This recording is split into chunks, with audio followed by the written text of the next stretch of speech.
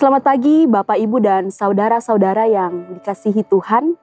Mari kita mengawali hari kerja dan aktivitas kita dengan bersama-sama merenungkan firman Tuhan yang telah dipersiapkan oleh Ricky Arnold Ngili, SSI Theol, MM. Bahan bacaan kita terambil dari Amsal 3 ayat 5 sampai dengan ayatnya yang ke-6 yang berbunyi, "Percayalah kepada Tuhan dengan segenap hatimu dan janganlah bersandar kepada pengertianmu sendiri. Akuilah Dia dalam segala lakumu, maka Ia akan meluruskan jalanmu." Judul perenungan kita pada saat ini adalah biarkan diri dibentuk oleh Tuhan. Bapak, Ibu, saudara-saudari yang diberkati Tuhan, pada era disrupsi atau perubahan secara pesat dalam suatu sistem, banyak realitas yang menjadi kabur. Masa depan menjadi tidak pasti, kebenaran menjadi relatif, sikap individual semakin tinggi.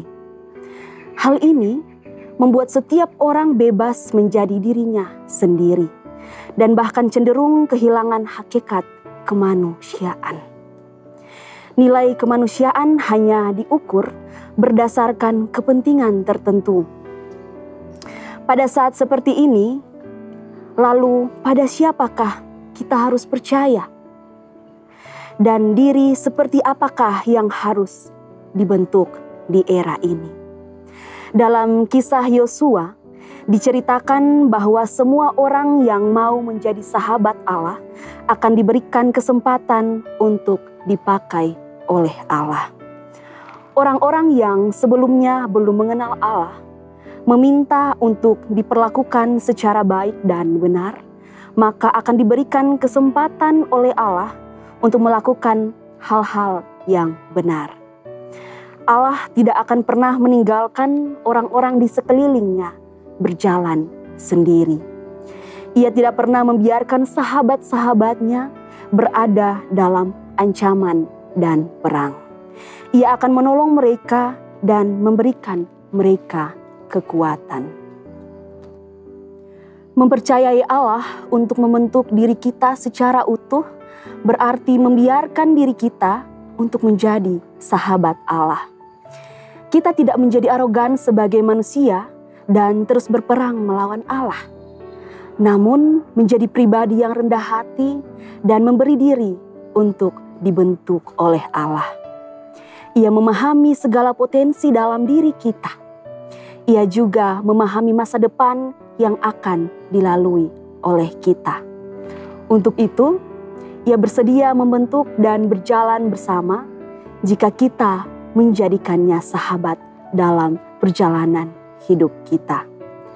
Dengan dibentuk oleh Tuhan, ketidakpastian akan menjadi ketidakpastian, kekaburan akan menjadi kejelasan.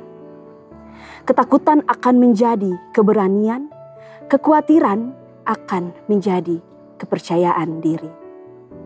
Kesendirian akan menjadi kemandirian bersama Allah.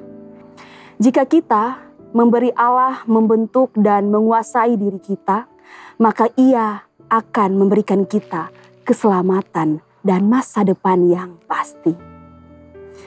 Yosua membawa bangsa Israel masuk ke tanah Kanaan, tanah yang dijanjikan oleh Allah karena kesetiaan Allah pada umatnya Israel.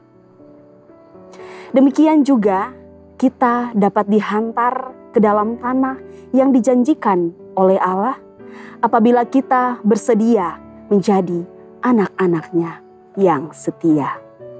Serahkanlah diri kita kepada Allah dan biarkan Ia membentuk kita dalam dunia yang serba tidak pasti ini. Biarkan Ia membentuk diri kita menjadi saksi-saksi kebenaran-Nya untuk menunjukkan dunia yang lebih pasti dan penuh dengan kemuliaan. Sikap penyerahan diri merupakan sikap awal untuk memberanikan diri kita untuk dituntun oleh Tuhan dalam setiap aktivitas dan kehidupan kita. Biarkanlah diri kita untuk selalu berserah dan meminta Tuhan untuk menuntun langkah hidup di masa yang akan datang. Dan selalu jadikan Tuhan sebagai sahabat dalam perjalanan kehidupan kita. Yang menjadi refleksi kita pada saat ini adalah Allah mau membentuk dan memberikan kemuliaan bagi orang-orang yang menyerahkan dirinya padanya. Untuk itu, serahkanlah diri kita untuk dibentuk dan dipakai oleh Allah. Mari kita berdoa. Bapa, kami selalu berserah kepadamu. Bentuklah kami dan selalu jadikan kami sahabat setiamu. Amin.